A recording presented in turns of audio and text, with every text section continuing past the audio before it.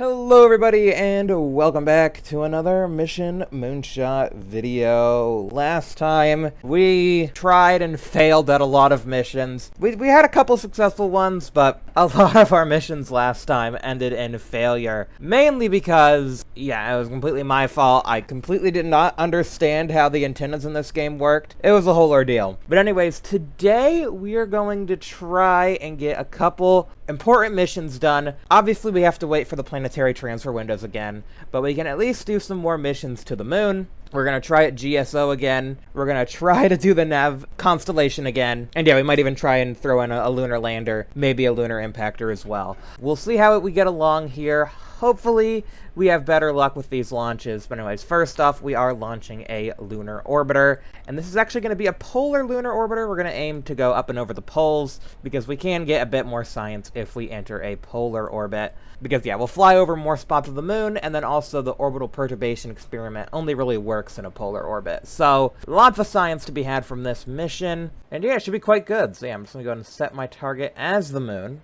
There it is. Look at the moon. Looking great, as always. And, yeah, it is a new moon. But I did listen to, someone's feedback. I forget your name exactly, but thank you. I actually went ahead and put half the solar panels on backwards. So that way we can go during a new moon. So, yeah, it's quite nice. Anyways, let's go ahead and launch that target land in 7 hours. So it's not going to be beautiful sunrise. It's going to be a little bit, later than that.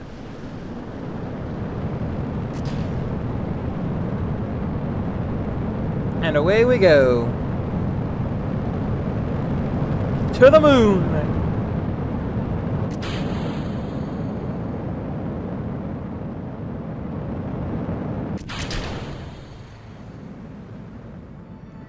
Alrighty, and there we go. We are in our low Earth orbit. And as per usual, we'll want to wait until we do this maneuver because the Agena needs a bit of time to cool off. So usually about 3 hours is plenty of time to let the engine chillax and get ready to burn again. You know, you gotta let the engine take a break, you know? It's a 3-hour break. Look, we're getting a signal from our Geosat relay. That's pretty good. Look at that, we're actually getting a signal.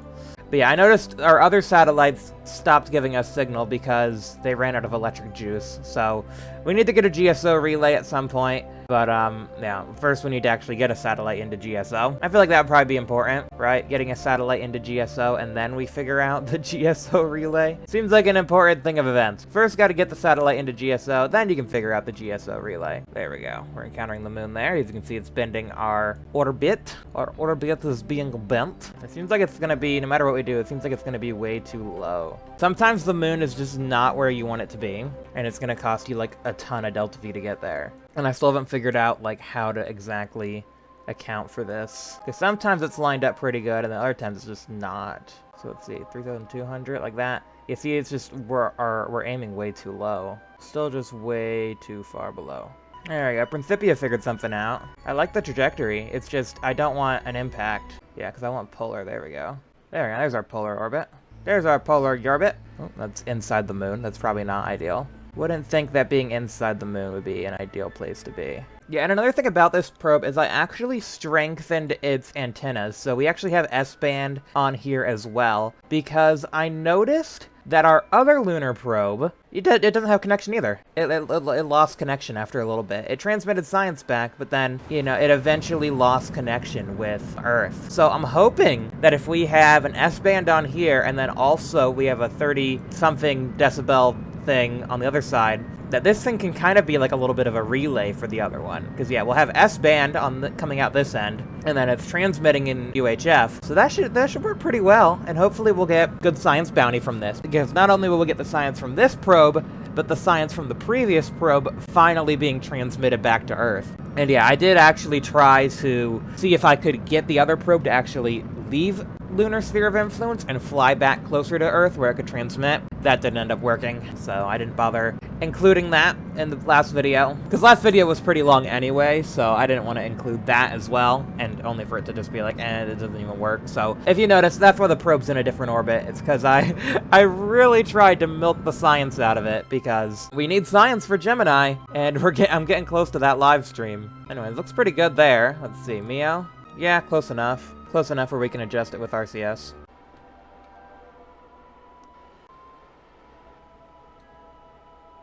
Beautiful orbit. There we go. 5 days, 6, 7, 8, 9. Yeah, quite a few. 10 days almost. Yeah, because we're just going to be chilling at Apogee while waiting for the moon.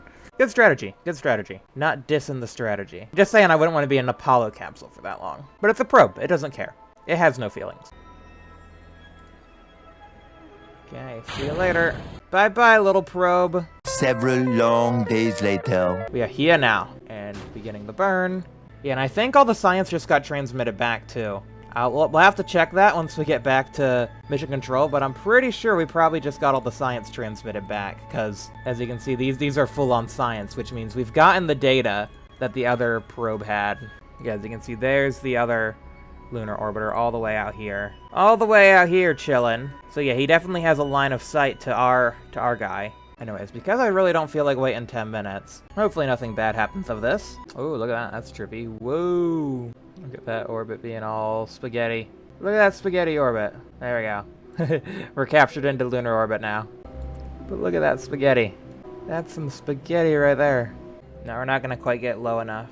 Oh well. I didn't really care too much about the contract. I just wanted some science, so it's kind of a bummer that we didn't get the contract. Because, you know, money's good. But yeah, we're barely making enough electricity. Yeah, so it seems like our next lunar orbiter we'll send will be a bit more capable so that it can actually complete the contract. But, I mean, no, this is a decent orbit. Alright, and the science isn't quite as much as I thought we would have gotten. But I guess that's to be expected. We'll go ahead and get the Geostationary launched again. Another run on that. And yeah, we're getting a little bit of science. It's trickling in. I was really hoping we would have gotten contract, too. Ah, yeah. Orbital parameters get tighter on the second contract. Fair's fair, I guess. We got our polar orbit, though. So, I guess it's fine. But yeah, I guess one thing we should do... Hold on. Let's go to the tracking station before we do any of this. Alright, let's go to our lunar orbiters. That was an Zielonka stage. That's not anything we care about. Yeah, this... Okay, yeah, this is the one. This little guy.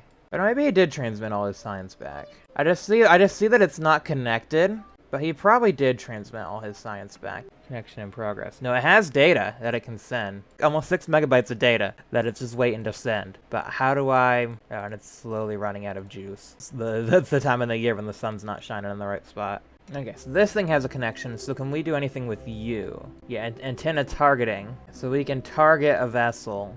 Yeah, target the lunar orbiter. And then we have the omnidirectional Tech 2. It probably doesn't help that this... I probably should have made the directional one the UHF. Yeah, but there you go. See, it's looking at it, and we still don't have a signal. I can't target this because we have no signal. So we might want to send a more beefy relay. Because I feel like if any connection's going to happen, it'll be here. Yeah, this thing's looking at it, though. But yeah, it's probably in the wrong... It's S-band. It's targeting us with S-band, and we can't take S-band. We don't have an S-band antenna. We're losing connection as we spin because the antenna is no longer pointing at Earth. That's funny. Target the S-band towards Earth, and then, I don't know, try and use the Omni to find it. It's spinning on the wrong axes now. Luckily, the solar panels are both ways, so that was actually, I guess, a good thing to do. And we are sending back data, so this one actually is sending back data, so... Yeah, at least this one's got a good signal. Very spotty, though. Very spotty signal. But anyways, we did get an upgrade, though. Go and check that into R&D. Not like we're really researching anything, but we're getting to a point where it would be nice to have more money in the R&D. Anyways, let's go ahead and get this Geo satellite rolled out, and hopefully we have better luck with it this time. Because yeah, for those who didn't see last time, wouldn't know exactly what happened, but basically, I completely missed the elephant in the room. As you can see, the nav ball is 90 degrees offset. So when the engine lit up, the rocket immediately turned 90 degrees and then smacked into the ground. So not ideal. That's kind of the opposite of what you want to happen. So anyways, trying this again, making sure we control the rocket from its onboard avionics and not the satellite's avionics. It's a good thing it doesn't launch when it's like, wait, why is the thing sideways? Although that really didn't stop us last time.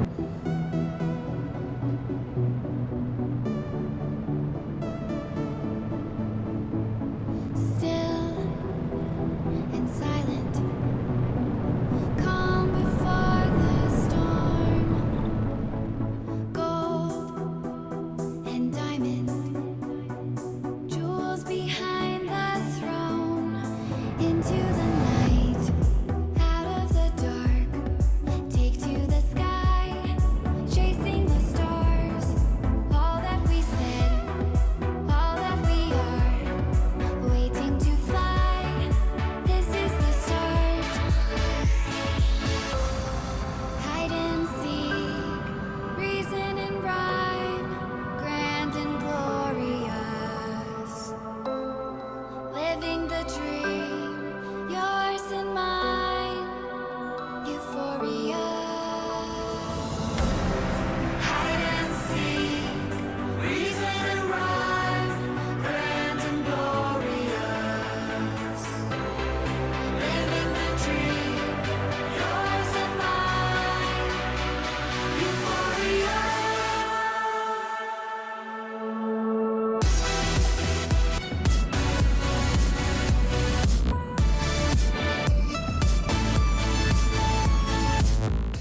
Alrighty, and there we go. That should be hopefully close enough to GSO where they're happy with it. Yeah, they're happy with it. Yeah, they're happy with it. Alrighty, there we go. First GSO satellite. Not too useful. We are currently above the Indian Ocean.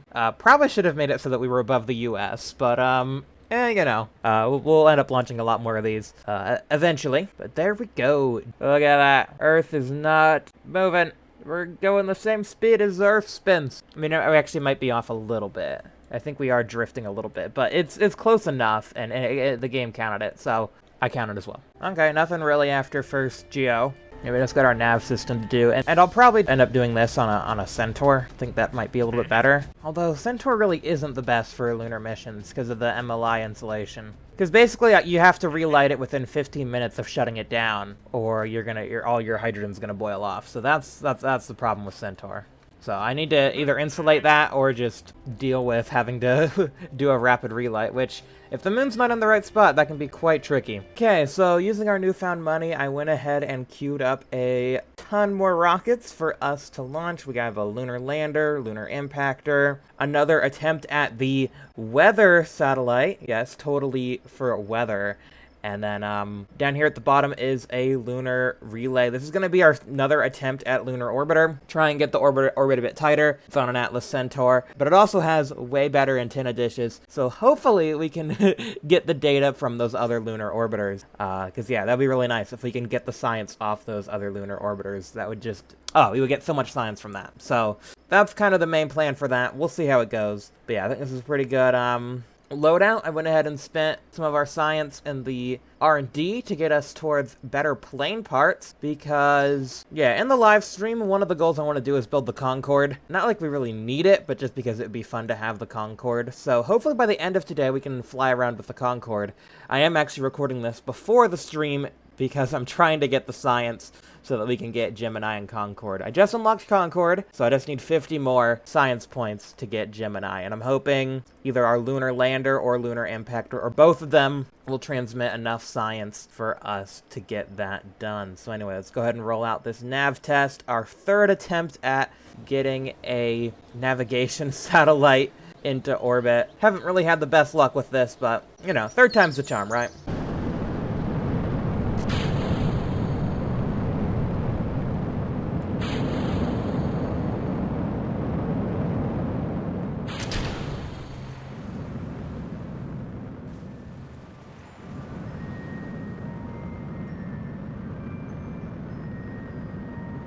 Well, I guess third time's the charm ain't it either. It ran out of, stinking RCS. I on a different version of this, I definitely fixed the RCS issue. I definitely changed that. I don't know what to say, because I literally changed this, hit save, and now it's not. And yeah, these RCS quads are, okay, they're nitrous oxide. I know, I emptied those tanks. I fixed this probe, and yet the game reverted back to the old version. Well, either way, I guess it's more orbital perturbation experiment science. Remove the UDMH, remove that, remove all that, remove the nitrous oxide, add it back. Update. Save, and then might as well, because I know this is gonna work. 1, 2, 3, 4, 5. Okay, that should work. There's no reason why this shouldn't work. There's so many rockets on the go. My goodness. Alrighty, Valor. Go ahead and roll that out to the Centaur pad.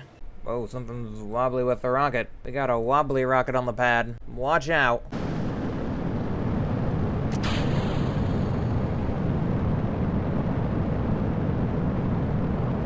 Okay, we cleared the pad. Everything's fine. The mission may continue as normal.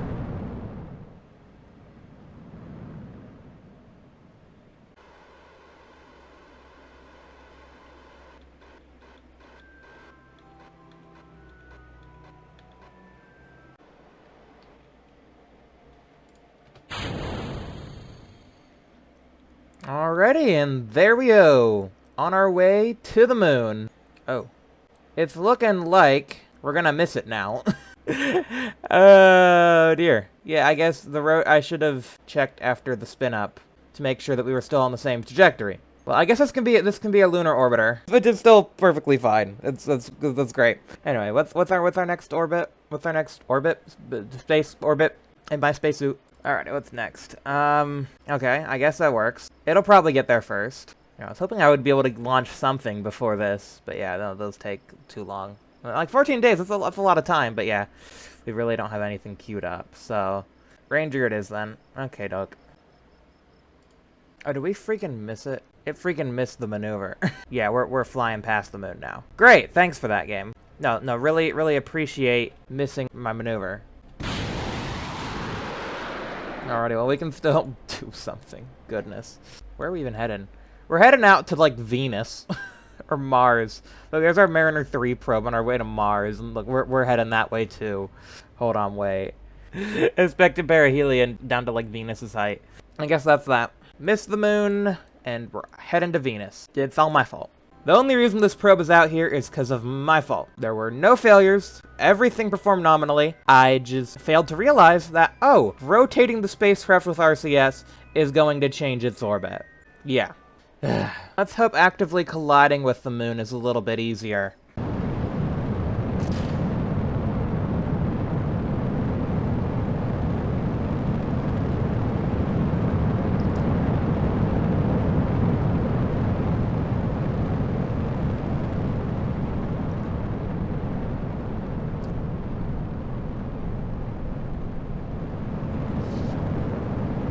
Uh-oh.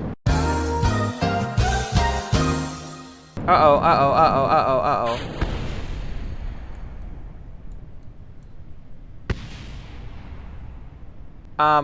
Yeah, that was, not my fault this time. Not my fault this time. Not my fault. See, all of this? Not my fault. Makes you feel good.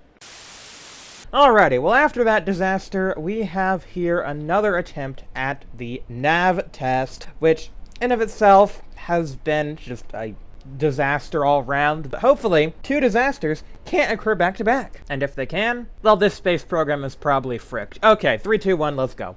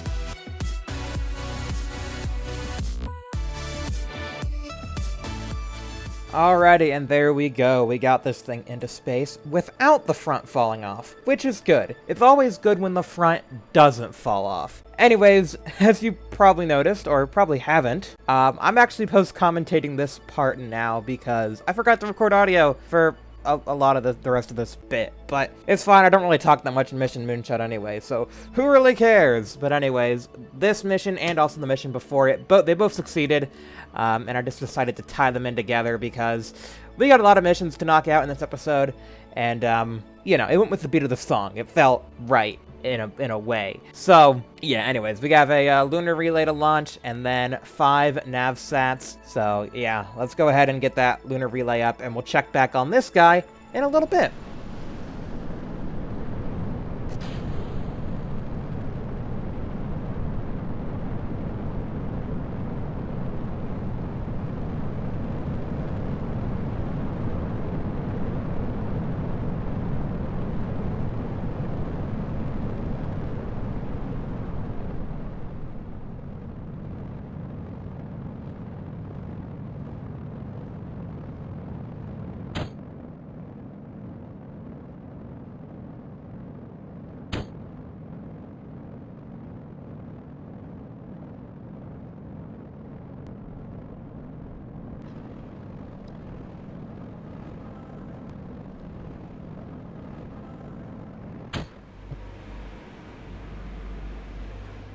Alrighty, well, this thing is currently on its way to the moon. We had to take the long way there because, you know, how Centaur and Boil-Off works. I explained that last time. And, yeah, during this mission, we actually have our Mars encounter, so let's go ahead and, check that out.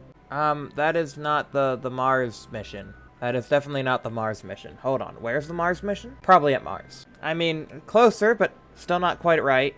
The solar panels actually seem to have fixed themselves, although we're facing the wrong way. No, I think we're probably too far away to be getting, like, anything specific to Mars, so that's a bit unfortunate. Speaking of Mars, where is it? Yeah, we're still way too far away from it for it to count, I think, for us being close to it. So yeah, I think that's fine. We didn't make it. Alrighty, well, heading back to this mission, as you probably noticed, I haven't actually spun it up, which is because, yeah, when I detached it from the Centaur, I had completely used all the fuel in the Centaur, because, yeah, I had to do a couple of orbital corrections, and they still weren't quite enough. Yeah, surprisingly, they still weren't quite enough. We were missing the moon by miles, and I still feel like we're probably not going to be able to capture this orbit. But we're going to give it a good old try here, because, yeah, we're just spinning out of control, and I feel like even if I do fire the engine, it's probably going to not be firing down the thing, and we're probably just going to continue spinning out of control, because we have no control. But oh my goodness, look at the swarm of satellites around Earth. Oh my goodness, I think I might need to do another satellite cleanup at some point. Because look at them, look at the swarm! But anyways, here's the moon. Our goal is to capture an orbit around it.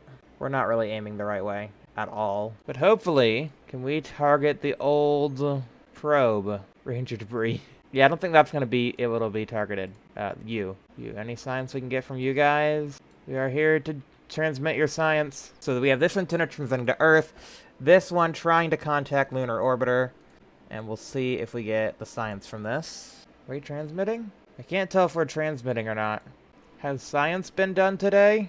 Yeah, and we're get ejected out of the system, as you see. We're gonna swing by and then get ejected. So, I don't know, we're aiming at this little guy. Oh, we got an upgrade point. I think we are getting his data. Give me your data, sir. So I mean, the probe's dead. Ah, but there we go, we did get some science. I don't know if it's from this guy or our other probe that we sent, but hey, we got science. The relay did its job. All I'm gonna say is the Lunar Relay did its job. So well done, Lunar Relay. You got us some science back.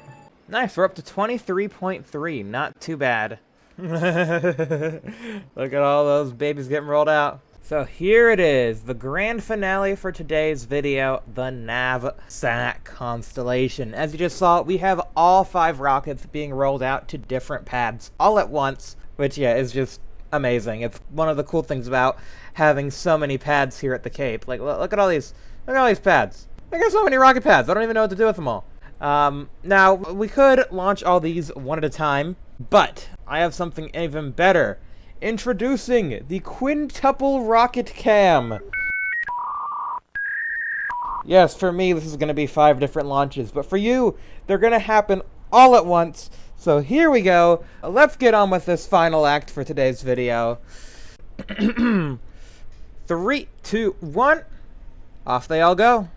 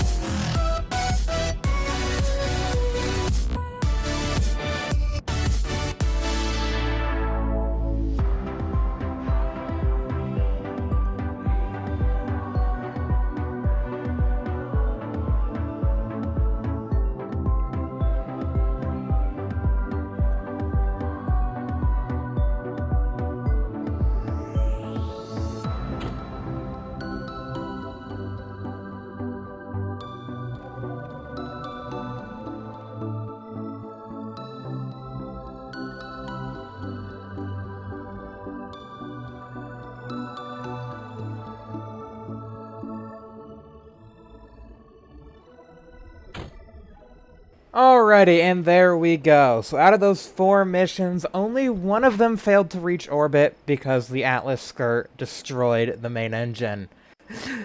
Yeah, it's just very unlucky. Haven't had that happen in a while, so very, very unfortunate.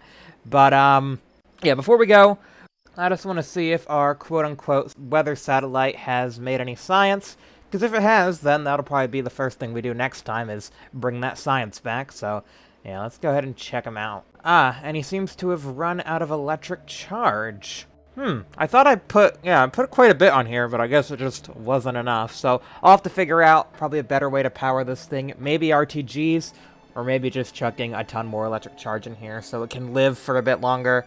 It doesn't even seem to have gotten that much science either, only like 1.6. But yeah, I bet if it ran for the full 100 days, we probably would have gotten a ton. I'm guessing it probably ran out after like a month. Oh well, what you gonna do? But anyways, if you guys enjoyed this video, please be sure to leave a like, subscribe for new videos, have a great day or rest of your day, and yeah, next time we're gonna try and launch a couple more missions. I do have a special plan for next time, though, involving one of the things that we've built in the live stream last week, so stay tuned for that, and yeah, I'll see you guys then. Goodbye for now.